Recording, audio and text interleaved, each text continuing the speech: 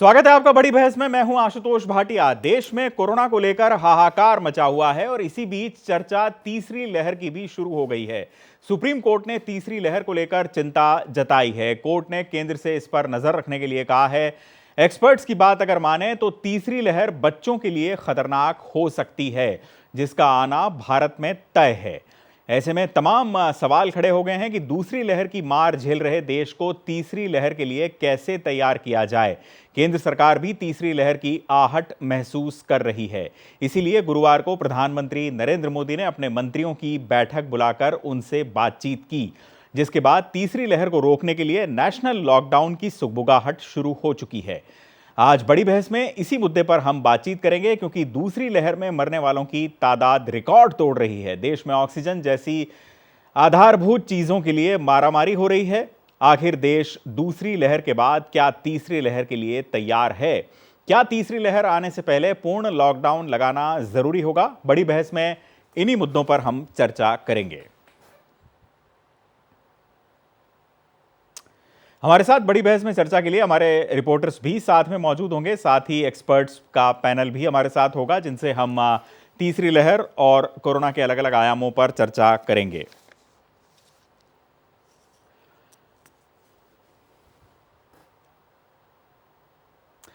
हमारे साथ दिल्ली में फेलिक्स हॉस्पिटल के डॉक्टर डीके गुप्ता जुड़ चुके हैं। गुप्ता साहब, आपका बहुत बहुत स्वागत है सहारा समय में। साथ ही हमारे साथ डॉक्टर नरेश चावला जो भी मौजूद हैं, जो कि वाइस प्रेसिडेंट हैं डीएमसी के, वो भी हमारे साथ जुड़ चुके हैं। आपका भी चावला साहब बहुत बहुत स्वागत है। पहला सवाल मैं डॉक्टर डीके गुप्ता आपसे करूंगा। दूसरी लहर की मार देश बुरी तरह से झेल रहा है और किस तरह का हाहाकार चारों तरफ मचा हुआ है, ये हम सभी देख रहे हैं। और ऐसे में तीसरी लहर की बात की जा रही है। जो पूरा महामारी विज्ञान है वो इस संबंध में क्या कहता है? आपको पता है, जब भी कोई पैंडेमिक आता है, खासकर जो वायरल इन्फेक्शन होते हैं, एक बार में पूरे तबाही नहीं मचाते। ये वेव्स में आते हैं या लहरों में आते हैं। तो पहली और सेकंड लहर चल रही है। पहली लहर लास्ट ईयर आ चुकी थी, सेकंड लहर इस समय चल रही है। मोस्ट प्रॉब्लम तीसरी लहर भी आएगी अगर हमने 60 से 70% लोगों को वैक्सीनेट नहीं किया अगले 3-4 महीने में। इसलिए वैक्सीनेशन बहुत जरूरी है। और अगर हमें तीसरी लहर से बचना है तो एक तो देना है, और दूसरा जो हथियार है वो हमारे पास है कोविड एप्रोप्रिएट बिहेवियर।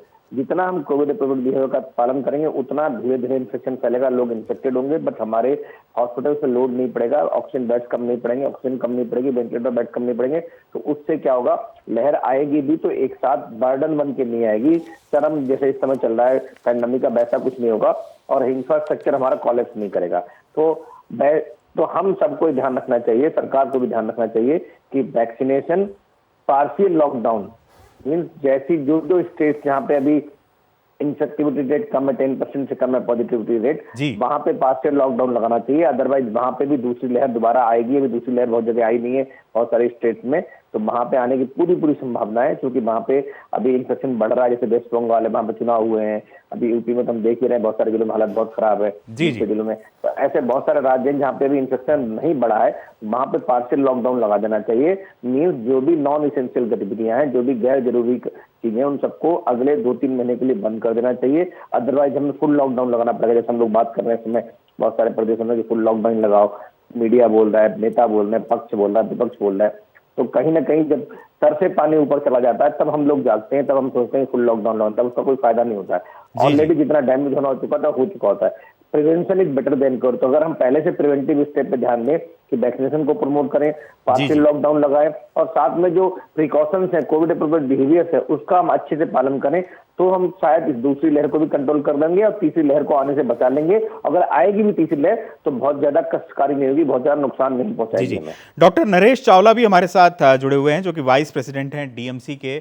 चावला साहब, स्वागत है आपका सहारा समय में। आपसे मैं ये जानना चाहूंगा कि तीसरी लहर को लेकर किस तरीके के प्रोजेक्शंस हैं, इसके मैग्नीट्यूड के बारे में, इसके स्केल के बारे में अभी किसी किस्म का कोई आकलन आपके मेडिकल सर्कल्स में फिलहाल हो रहा है क्या? और एक और मेरा सवाल इसके साथ ही जुड़ा हुआ ये होगा कि जब हम तीसरी लहर इसको कहेंगे तो तीसरी लहर का मतलब क्या हम ये मान लें कि ये वायरस अपना एक नया म्यूटेशन लेके आएगा, उसको हम तीसरी लहर कह रहे हैं? ये बात तो मैं दोबारा कहूंगा कि ये तीसरी लहर की बात शायद सुप्रीम कोर्ट ने थोड़ा प्रीमेच्योर तो नहीं कहूंगा, लेकिन अभी हम दूसरी लहर से बाहर नहीं आ पाए हैं। लेकिन ये सच्चाई है, जो ये वायरस है कोरोना, ये मानव जाति से ज्यादा स्मार्ट है। वो अपने आप को बहुत जल्दी से म्यूटेट करता है। हम अपने आप को इतनी जल्दी नहीं बदल सकते, इतनी जल्दी से ये बदलता है। तो ये हमारा एक डर है कि पहली वेव जो एक एल्डरली लोगों को ज्यादा अफेक्ट करती थी, तीसरी भी, और क्योंकि सर्वाइवल ऑफ द फिटेस्ट होता है, तो वायरस अपने आप को बदलेगा भी जरूर। वो शायद बच्चों को अफेक्ट कर सकता है, लेकिन इसका कोई बहुत ज्यादा कोई साइंटिफिक बेसिस अभी नहीं है। थोड़ा सा अभी इतना ही कहा जाएगा, ये एक डर हमें है। लेकिन जो मेरा मानना है, तीसरी वेव का डरना तो है, उससे बचने के लिए हमें उम्मीद की जाती है अगर उसके 3-6 महीने बाद आना है, तो तब तक हम समझते हैं कि हमारी वैक्सीनेशन बहुत आगे बढ़ चुकी होगी और हम एक प्रिलिमिनरी एक हर्ड इम्यूनिटी डेवलप कर चुके होंगे। लेकिन जो मैं उससे ज्यादा खतरनाक समझता हूँ, जो हमारा देश आज की तारीख में दूसरी वेव को कंट्रोल नहीं कर पा रहा है, जिसका कम्युनिटी स्प्रेड बहुत ज्यादा हो रहा है। कहने को लॉकडाउन आधे हिंदुस्तान में लगे हुए हैं, लेकिन ये सब लॉकडाउन बहुत ही सॉफ्ट लॉकडाउन है। डॉक्टर चावला, एक और मेरी क्वेरी है, क्योंकि आप डीएमसी के वाइस प्रेसिडेंट रहे हैं, आपने जो हॉस्पिटल का जो सारा मैनेजमेंट है ये भी आप बखूबी समझते हैं। ये जो पूरी मेडिकल इंफ्रास्ट्रक्चर इतनी तेजी से लाखों पेशेंट्स के लिए इरेक्ट कर पाना इतने कम समय में, कितना फीजिबल आप इसको पाते हैं? क्योंकि मेक शिफ्ट हॉस्पिटल्स जिस तरह से बन रहे हैं, डीआरडीओ के, राधा स्वामी सत्संग के अलग अलग जो बन रहे हैं, वो अपने आप में एक तरह से टेम्परेरी स्ट्रक्चर है। वो हॉस्पिटल जैसी सुविधाएं उनमें एकदम से खड़ी नहीं की जा सकती। तो मरीजों की जो आवक है इतनी ज़्यादा लाखों की तादाद में, 4 लाख से ज़्यादा मरीज पिछले 24 घंटे में एक बार फिर कोरोना पॉजिटिव पाए गए देश में। ये मेडिकल इंफ्रास्ट्रक्चर खड़ी कर पाना इतनी जल्दी कितनी बड़ी चुनौती और कितना फीजिबल होगा? आशुतोष जी, मैं दोबारा कहूंगा, जो ये एक सोच है, अगर 4 लाख केस हैं, तो मैं आज भी कहूंगा अगर प्रॉपर मैनेजमेंट हो जाए, लोग बात व्हाट्सएप प्रिस्क्रिप्शन फॉलो ना करें, सिर्फ अपने फैमिली डॉक्टर या फिजिशियन के टच में रहें, तो I can say up to 85 to 90% patients simple home isolation और प्राइमरी केयर ट्रीटमेंट से ठीक हो सकते हैं। उनको ना आईसीयू की जरूरत है, ना हॉस्पिटल बेड्स की जरूरत है। लेकिन आज की तारीख में वो कह रहा है कि समाज में एक बेचैनी फैल गई है, और जो आदमी भी बीमार होता है वो सोचता है कि भाई मैं अगर उसका जिस दिन उसका रैपिड एंटीजन टेस्ट या उसका आरटीपीसीआर पॉजिटिव डायग्नोज होता है, तो फटाफट सोचता है कि मेरे लिए एक हॉस्पिटल बेड मिल जाए। ऐसी की जरूरत नहीं है, एक्सेप्ट जो 60-70 प्लस वाले लोग हैं या जिनको कोमोबिलिटीज हैं, जिनको कोई हार्ट फेलियर है, लिवर फेलियर है, अनकंट्रोल्ड डायबिटीज है, कोई लंग फेलियर है या इम्यूनो कॉम्प्रोमाइज्ड हैं। आम लोग अप टू 80 to 85% सिंपल घर बैठे बैठे होम आइसोलेशन से, वीडियो कंसल्टेशन से डॉक्टर की सलाह माने, प्लस अपनी सिंपल प्रिकॉशन जैसे कि अपने आप को हाइड्रेशन अच्छा करना, कम से कम 2-2.5-3 लीटर पानी डेली पी लेना, अपने सिंपल बैलेंस डाइट का ख्याल रखना, अगर ये चीजें फॉलो करें, स्ट्रीम इनहेलेशन करना, तो मैं समझता हूँ कि काफी केस बिना किसी बेचैनी के घर बैठे ठीक हो सकते हैं। और जो ये हपड़ा गप्पी आप हर शहर में देख रहे हैं, कई लोग बाग जाके सड़कों में इधर उधर घूम रहे हैं, उस अस्पतालों के दरवाजे खटखटा रहे हैं, उसकी जरूरत नहीं पड़ेगी। तो हम चर्चा करेंगे, ये सारे आयाम हम और गहराई से टटोलेंगे। हमारे साथ एक्सपर्ट्स जो पैनल मौजूद है डॉक्टर्स का, उनके साथ। लेकिन इस बीच हम हमारे सहयोगी का रुख कर लेते हैं, जो कि भोपाल से हमारे साथ जुड़े हुए हैं, अजय भटनागर। अजय, आप अपने स्टेट में क्या कुछ देख पा रहे हैं? भोपाल में भी हालात काफ़ी हद तक ख़राब थे, जहाँ तक लास्ट टाइम मुझे पता है। अभी तक क्या कंटेन कर पाने में सरकार को कामयाबी मिल रही है, और अभी लेटेस्ट हालात भोपाल में क्या है और मध्य प्रदेश में क्या? देखिए, हम जहाँ तक मध्य प्रदेश की अगर बात करें तो हालात में काबू करने में धीरे धीरे सरकार सफल हो रही है, क्योंकि जो अगर हम एक्टिव केसों की बात करें तो अनुमान लगाया गया था अप्रैल के शुरुआत में कि अप्रैल के माह के आखिरी तक 1 लाख एक्टिव मरीज हो सकते हैं, मगर वो 96,000 पर वो आंकड़ा रुक गया और अब वो धीरे धीरे कम होकर 90,000 से नीचे आ गया है। एक बार तो लगभग 85,000 के आसपास एक्टिव मरीज पहुंच गए थे, मगर अब अभी भी वो 90,000 से नीचे, यानी कि जितने संक्रमित हो रहे हैं उससे ज्यादा ठीक होके जा रहे हैं। तो कहीं ना कहीं रिकवरी रेट भी बढ़ रहा है। 85% इस समय रिकवरी रेट है, और जो पॉजिटिविटी रेट था वो काफी हाई था, यानी कि 25 के आसपास पहुंच चुका था। अब वो पॉजिटिविटी रेट भी घट गया है और 18% के आसपास पहुंच गया है। तो कहीं ना कहीं सरकार कामयाब हो रही है, मगर ये कामयाबी शहरी क्षेत्रों में मिल रही है। और अब जो कोरोना मध्य प्रदेश में था वो ग्रामीण क्षेत्रों में फैलता जा रहा है और कहीं ना कहीं अब ग्रामीण क्षेत्रों में हालत खराब हो गई है। इसलिए अभी कुछ समय पहले मुख्यमंत्री शिवराज सिंह चौहान ने प्रदेश के नाम संबोधन में साफ तौर पर मैं आपको एक ब्रेकिंग न्यूज देना चाहूंगा कि 15 मई तक सभी तरह का कोरोना कर्फ्यू, चूंकि लॉकडाउन को यहाँ पर कोरोना कर्फ्यू का नाम दिया गया है और 15 मई तक कोरोना कर्फ्यू पूरे प्रदेश में लागू कर दिया गया है। 15 मई तक सब बंद रहेंगे, जिसमें कि शादी विवाह तक पर भी पाबंदी लगा दी गई है। अंतिम संस्कार में भी सीमित तरीके से सीमित संख्या में लोग होके कर सकते हैं। बाकी किसी भी तरह के शादी विवाह समारोह भी नहीं होंगे, किसी तरह का कोई कुछ नहीं होगा। और खासतौर से अब ग्रामीण क्षेत्रों में मैनेजमेंट की जरूरत है, जिसकी तरफ अब सरकार का ध्यान गया है।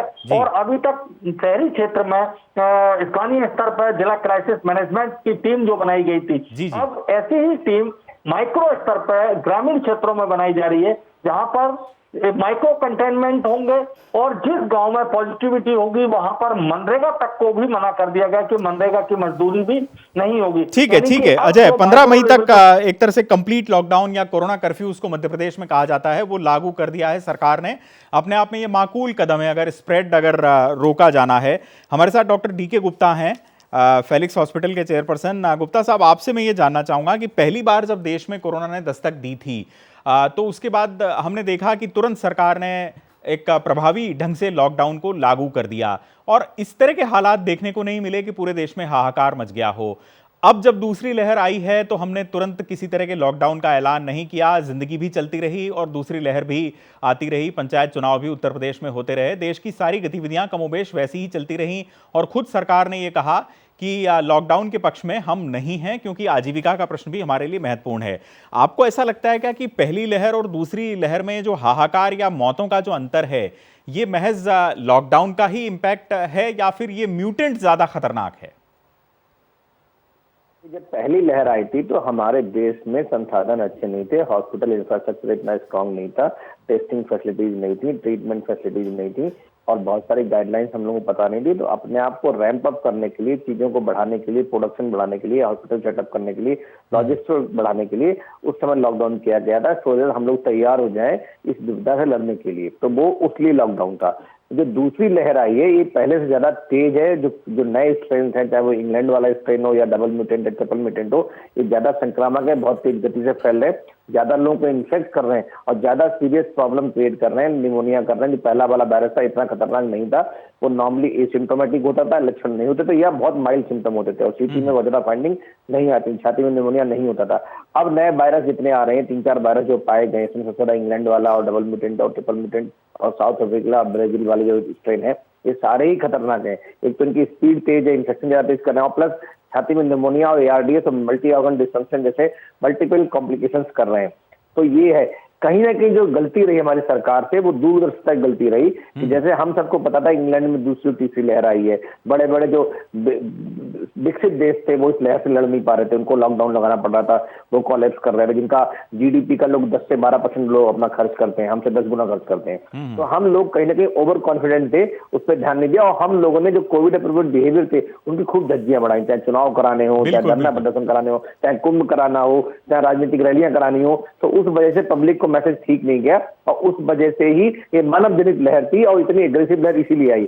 अब अगर हमें चाहिएगा तीसरी लहर से बचाना है हमें अपने आप को, तो कोविड अप्रूव्ड बिहेवियर का पालन करना पड़ेगा, वैक्सीनेशन को रैंप अप करना पड़ेगा और जैसा हम लोग कह रहे हैं लॉकडाउन और पार्शियल लॉकडाउन जैसा जरूरी हो जिले के हिसाब से वैसा हमें काम करना चाहिए।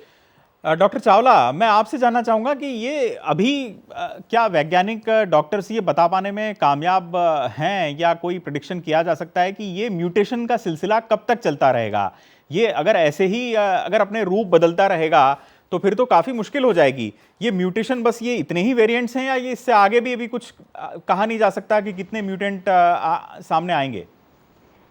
देखिए, इसमें कोई शक नहीं है कि viruses are known to mutate और ये बहुत बुरी तरह म्यूटेट करते हैं। आप कोरोना को देख रहे हो, इससे पहले वायरस जो सिंपल इन्फ्लुएंजा भी होता था वो भी अपने आप को बहुत म्यूटेट करता था, बदलता रहता था।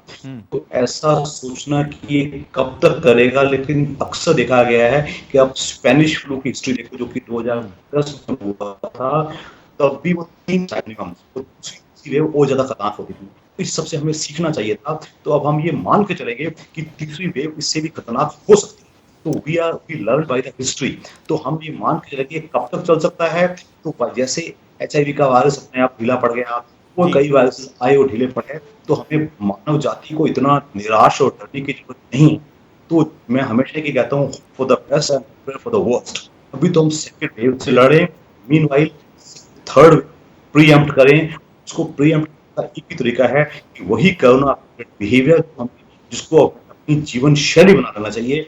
कई देशों के नागरिक वासियों ने, फॉर एग्जाम्पल ताइवान, न्यूजीलैंड है, हांगकांग है, इन लोगों ने जीवन शैली, इसराइल है, उन्होंने अपनी जीवन शैली। एक तरफ हमें अपनी सोशल वैक्सीन का इस्तेमाल, सोशल नॉर्म्स को फॉलो करना, और दूसरी तरफ हमें अपनी इम्यूनिटी स्ट्रांग करने के लिए हमें अपना वैक्सीनेशन बनाना। यही दो गुर हैं जो हमें, चाहे वो थर्ड वेव हो या सेकंड हो या कोई और वेव आए ना आए, हमें अपने आप को तैयार करना। जी डॉक्टर गुप्ता, दवा के डेवलपमेंट के संबंध में क्या अपडेट्स हैं?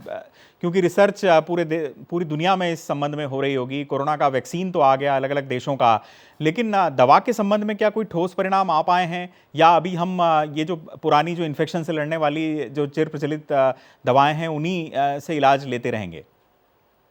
तो जी, हम सबको पता है कि लगभग 12-13 ऐसी वैक्सीन हैं दुनिया के विभिन्न हिस्सों में जिनको इमरजेंसी अप्रूवल मिल चुका है। उनकी एफिकेसी और सेफ्टी प्रूवन है। लगभग 60-70% से लेकर 90-95% तक एफिकेसी वैक्सीन डेवलप हो चुकी है। ऐसी बहुत सारी एंटीवायरल ड्रग, चाहे आइवरमेक्टिन है, चाहे उसमें रेमडेसिविर है, फेविफ्लू है, या एक दो दवाइयां और भी आ गई मार्केट में, जो भी हमारे DCGI ने हम लोगों ने अप्रूवल दिया है, पिराविर को। तो ऐसी बहुत सारी दवाइयां जिनको अप्रूवल मिल चुका। कुछ दवाइयां, लगभग 49 दवाइयां ऐसी हैं जो ट्रायल्स में चल रही हैं एंटीवायरल ड्रग। उनमें भी कुछ दवाइयों पे हो सकता है जल्दी हमें अप्रूवल मिल जाए। बट हाँ, कोई भी एंटीवायरल ड्रग डेवलप करने में थोड़ा टाइम लगता है। उसमें भी फेज 1, फेज 2, फेज 3 ट्रायल होते हैं, जैसे हम लोग करते हैं। कुछ के ऑलरेडी ट्रायल हो चुके होते हैं, जैसे वो दवाई थी पैराफिन, वो उसको हम लोग यूज कर रहे थे हेपेटाइटिस C के लिए पहले से यूज कर रहे थे, इसलिए उसको आसानी से हमें अप्रूवल मिल गया। तो दवाइयां डेवलपमेंट फेज में है, हो सकता है जल्दी अप्रूवल मिल जाए, लेकिन तब तक हमें धैर्य रखना पड़ेगा। इस समय जो हमारे पास सपोर्टिव ट्रीटमेंट है उसमें ऑक्सीजन थेरेपी है, स्टेरॉइड्स हैं जिसमें मिथाइलप्रेनिफ्लॉन है, डेक्सामेथासोन है, ओरल एंटीवायरल ड्रग है, फेविफ्लू है, IV एंटीवायरल ड्रग है, रेमडेसिविर है, समटाइम्स प्लाज्मा थेरेपी कुछ मरीजों में उपयोगी, सब में उपयोगी नहीं है। उसके अतिरिक्त और भी दवाइयां, मल्टीविटामिन, जिंक है, vitamin D, vitamin C, supportive treatment है, इतना सारा ट्रीटमेंट है। लेकिन कहीं ना कहीं अभी भी मुझे लगता है इनमें बहुत इफेक्टिव ट्रीटमेंट कोई भी नहीं है। इसमें जो हमारी सबसे अच्छी जो इम्यूनिटी है, जो प्रतिरोधक क्षमता है अपने शरीर की, वही सबसे इम्पोर्टेंट है। उसी से लोग बच रहे हैं। तो कृपया करके, एक तो बचाव सबसे इम्पोर्टेंट है, प्रिवेंशन, कि आप बचे नहीं इस वायरस से, बहुत खतरनाक वायरस है। और दूसरा है कि अगर आप हेल्दी होंगे, स्वस्थ होंगे, आपकी इम्यूनिटी अच्छी होगी, तो वायरस से आपको कम नुकसान होगा, कम डैमेज करेगा आपको। लौटेंगे हम डॉक्टर साहब, आपके पास काफ़ी महत्वपूर्ण जानकारी आपसे मिल पा रही है, लेकिन इस बीच संक्षेप में एक अपडेट हम ले लेते हैं एक ऐसे शहर से जो कि कोरोना से सबसे ज़्यादा प्रभावित रहा है, लखनऊ। आलोक गुप्ता हमारे सहयोगी जुड़ चुके हैं। आलोक, का बहुत बुरे हाल लखनऊ में हमने देखे शुरू से ही, जब से ये दूसरी लहर का आगमन हुआ। आपको लगता है कि जो मेडिकल इंफ्रास्ट्रक्चर इस बीच राज्य सरकार द्वारा क्रिएट किया गया है, वो हमारी जो नीड्स हैं उसको एड्रेस कर पाने में अब कामयाब होता हुआ नजर आ रहा है, या फिर अभी भी हालात जस के तस वैसे के वैसे ही हैं? निश्चित तौर पर देखिए, दिन पर दिन योगी सरकार ने जितने काम किए हैं उसके नतीजे भी देखने को मिल रहे हैं। कल 500 बेड का DRDO का हॉस्पिटल शुरू हो गया, बाकायदा मुख्यमंत्री योगी ने इसका उद्घाटन किया था। इसके साथ ही मेडिकल कॉलेज और बलरामपुर में भी तमाम सारे बेड बढ़ाए गए। लखनऊ के अधिकतम जो प्राइवेट हॉस्पिटल हैं उनमें कोविड हॉस्पिटल उनको बनाया गया है। तो ऐसे में बेड की क्षमता जरूर उत्तर प्रदेश की राजधानी लखनऊ में बढ़ी है। बावजूद इसके जिस तरीके से कोरोना के मामले सामने आ रहे हैं, वो और जो इंतजाम किए गए हैं उसके बीच में कहीं ना कहीं तालमेल नहीं बैठ पा रहा है, जिसके कारण लोग अभी भी भर्ती होने के लिए परेशान हो रहे हैं। कहीं ऑक्सीजन का संकट है, कहीं दवाइयों का संकट है। हालांकि उत्तर प्रदेश सरकार ने काफी प्रयास किए हैं ऑक्सीजन की आपूर्ति कराने को लेकर, और आज भी दिल्ली से 5 टैंकर गए हैं रांची, जहां से उनको ऑक्सीजन लेकर आनी है, और वो वेस्ट उत्तर प्रदेश के इलाकों में उसकी सप्लाई की जाएगी। जामनगर वो भेजे गए हैं 5 टैंकर। तो एक तरीके से तमाम सारे इंतजाम किए गए हैं। और आज का मैं अपडेट देना चाहूंगा कि जो MBBS के फाइनल ईयर के छात्र हैं और जो रिटायर्ड डॉक्टर हैं, साथ ही जो प्राइवेट डॉक्टर हैं, उनके साथ भी सरकार कॉन्ट्रैक्ट करने जा रही है और बाकायदा उनके लिए मानदेय फिक्स कर दिया गया है। MBBS के छात्रों के लिए, MSc नर्सिंग के छात्रों के लिए, BSc नर्सिंग के छात्रों के लिए टेक्नीशियन के लिए 500 रुपए से लेकर 300 रुपए का प्रतिदिन का इनके लिए मानदेय फिक्स किया गया। भोजन की व्यवस्था सरकार करेगी, साथ ही जो रिटायर्ड डॉक्टर है वो आना चाहते हैं और जो प्राइवेट प्रैक्टिस कर रहे हैं वो अगर आना चाहते हैं तो NHM का ने जो मानदेय उनके लिए फिक्स किया है उससे 25% बढ़ाकर उन्हें मानदेय का भुगतान उन्हें किया जाएगा। इसके साथ ही मैं बताना चाहूंगा कि उत्तर प्रदेश के अंदर पिछले 24 घंटे में 26,700 नए मामले सामने आए हैं और मौतों का आंकड़ा आज भी 350 से ऊपर है, यानी कि 353 लोगों की कोरोना से मौत हुई है। डिस्चार्ज होने वालों की संख्या 28,902 है और जो एक्टिव मरीज हैं उनकी अगर संख्या की बात करते हैं तो लगभग 2,60,000 है। चलिए, बहुत शुक्रिया आलोक जी, महत्वपूर्ण जानकारी आपसे हमें मिली। लखनऊ से आलोक गुप्ता हमें अपडेट दे रहे थे। हम कुछ और इम्पॉर्टेंट इश्यूज यहाँ पर हम जाना चाहेंगे डॉक्टर चावला के पास। डॉक्टर नरेश चावला, आपसे मैं जानना चाहूँगा कि दो बातें हैं। घर में जो पेशेंट स्वास्थ्य लाभ ले रहे हैं, होम क्वारंटाइन में हैं, कोरोना संक्रमित हैं, उनमें वार्निंग साइंस क्या होते हैं, ये ज़रा हमारे दर्शकों को बताएं। मतलब O2 लेवल का गिरना ही एक वार्निंग साइन है या इसके अलावा भी कुछ ऐसे इंडिकेशंस होते हैं जिनके आधार पर परिजनों को सतर्क हो जाना चाहिए? देखिए आशुतोष जी, इस बीमारी के दो फेसेस हैं। जो पहला फेस होता है उसमें सिर्फ पेशेंट को बुखार आता है, उसमें गला दर्द हो सकता है, उसमें जुकाम हो सकता है, खांसी भी हो सकती है और सांस वाली भी खांसी हो सकती है। मोस्टली केसेस में सीवियर सिम्टम्स सेकंड वीक से शुरू होते हैं। तो हमारी नजर पहले दूसरे ही होनी चाहिए। एक तो मरीज को मैं जो सबसे पहली जो होती है वो होता है हाइड्रेशन, यानी कि पानी अच्छे से पीना। चाहे पानी आप गर्म पियो या ताजा पियो, it is the single most important treatment. दूसरा, अपना लाइट फूड जिसमें कि जंक वगैरह ना हो, एक पौष्टिक आहार जितना आप खा सकते हैं जरूर खाइएगा। तीसरा, गले के उसके सिम्टम्स के लिए स्टीम इनहेलेशन और सलाइन वाटर गार्गल, ये आप 4 काम कर रहे हैं तो वायरस को आपके गले के लेवल पे रुकावट मिल जाती है। इसके ऊपर आपने पूछा कि वार्निंग सिग्नल क्या है। एक तो अपना ऑक्सीजन टेस्ट करते रहिएगा, कभी भी वो 90-92 से नीचे नहीं जाना चाहिए और पर्टिकुलरली एल्डरली एज ग्रुप में तो कभी भी नहीं जाना चाहिए। तीसरा, जो एक गंदी किस्म की खांसी है और जिसमें पेशेंट को सांस की घुटन शुरू हो जाती है, अगर पेशेंट को 6-7वें दिन घुटन शुरू हो जाती है और फीवर अभी भी हाई ग्रेड रहता है और प्लस पेशेंट को उल्टियां शुरू हो जाती हैं या पेशेंट पानी नहीं पी पाता और साथ में ऑक्सीजन अगर गिरना शुरू हो जाती है, तो ये सब वार्निंग सिग्नल्स हैं।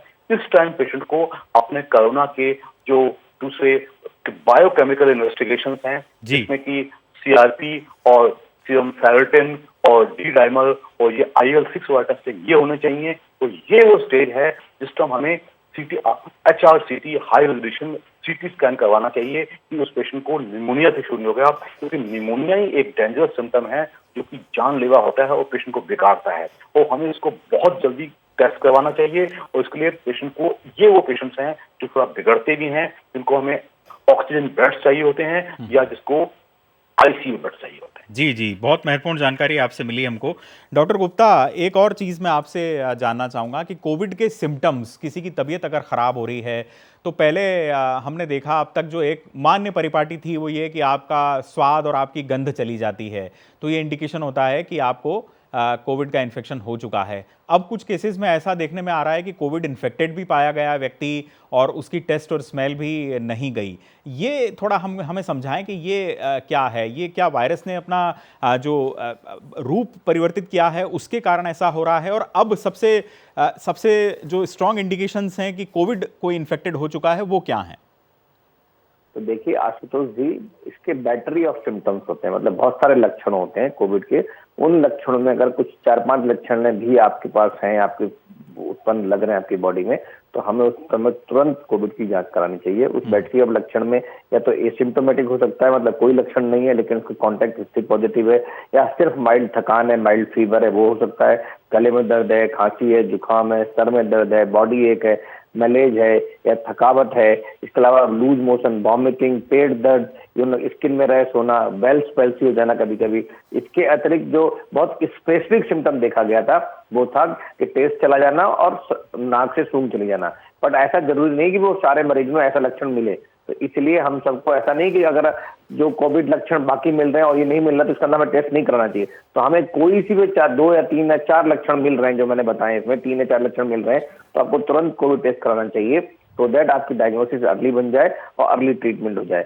अगर लेट डायग्नोसिस बनेगी तो बहुत बार क्या होता है, वायरस जो अंदर आपके फेफड़े में चला जाता है, अंदर निमोनिया कर देता है, लेट डायग्नोसिस में होता है, इलाज लेट चालू होता है, या हम उल्टी सीधी दवाई लेते रहते हैं, हम टाइफाइड की तरह ट्रीट करते रहते हैं, हम कहते हैं कोई दूसरा वायरल हो गया है, दवाइयां नहीं खाते, जांच नहीं कराते, तो उस वजह से डिले अगर करेंगे तो हो सकता है आपका ट्रीटमेंट डिले हो और हो सकता है कॉम्प्लिकेशन ज्यादा उत्पन्न हो। तो कृपया करके अगर कोई भी ऐसे लक्षण हो रहे हैं जो मैंने बताया उसमें तुरंत आप जांच कराएं। बच्चों में खास करके लक्षण थोड़ा अलग होते हैं, एटिपिकल लक्षण होते हैं, छोटे बच्चे बता नहीं पाते हैं, तो इसलिए हो सकता है छोटा बच्चा सुस्त हो गया हो, बहुत प्लेफुल नहीं हो, भूख खाना नहीं खा रहा हो, या बहुत इरिटेबल हो, मतलब चिड़चिड़ा हो गया हो, या उसका लेथार्जिक हो गया हो। तो इसके अतिरिक्त बच्चों को रनिंग नोज है, स्टफिंग ऑफ नोज है, गले में वो भी 2 बता सकता है, बच्चों को भी लूज मोशन वॉमिटिंग हो सकती है, स्किन में चकत्ते पड़ गए, रैश हो गए, हाथ पैर नीले हो रहे हैं, जो होंठ है वो क्रिकल्स पड़ गए उनमें, या आंखों में कंजक्टिवाइटिस लालापन हो गया है। तो ऐसे भी बहुत सारे लक्षण होते हैं। बच्चों में एक सिंड्रोम भी देखने को मिलता है, इसको मल्टी सिस्टम इन्फ्लेमेटरी सिंड्रोम मिलता है, उसमें भी इस तरह के सीवियर सिम्टम्स होते हैं कि सीवियर ब्रीदिंग डिफिकल्टी, सांस बहुत तेज चल रही है, चेस्ट पेन हो रहा है, बच्चे को बुखार हाई ग्रेड आ रहा है, और साथ में ये हाथ पैर नीले हो रहे हैं या लाल हो रहे हैं, उंगलियां लाल हो रही हैं, तो ये सिम्टम्स बच्चों में देखा है। तो ऐसे कोई भी सस्पिशन वाले लक्षण दिखे तो हमें तुरंत जांच करानी चाहिए और अपने नियर बाई डॉक्टर से संपर्क करना चाहिए, बिकॉज हाई सस्पिशन बहुत इंपॉर्टेंट है। इसमें हम सबको अगर जल्दी डायग्नोसिस बनानी है, एक्यूरेट डायग्नोसिस बनानी है, तो सबको हाई सस्पिशन रखना चाहिए। अगर कोई से भी ऐसे लक्षण मिल रहे हैं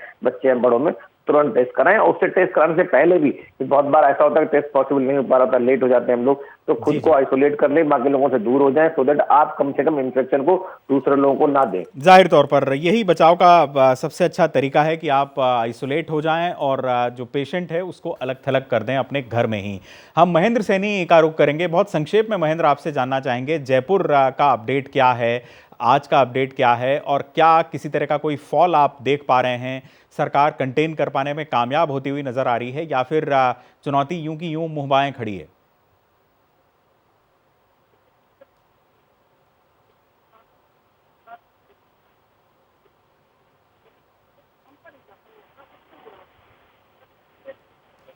महेंद्र तक हमारी आवाज़ नहीं पहुंची है, हम महेंद्र का रुख फिलहाल नहीं कर पाएंगे, लेकिन एक छोटा सा सवाल डॉक्टर नरेश आपसे करना चाहूँगा मैं।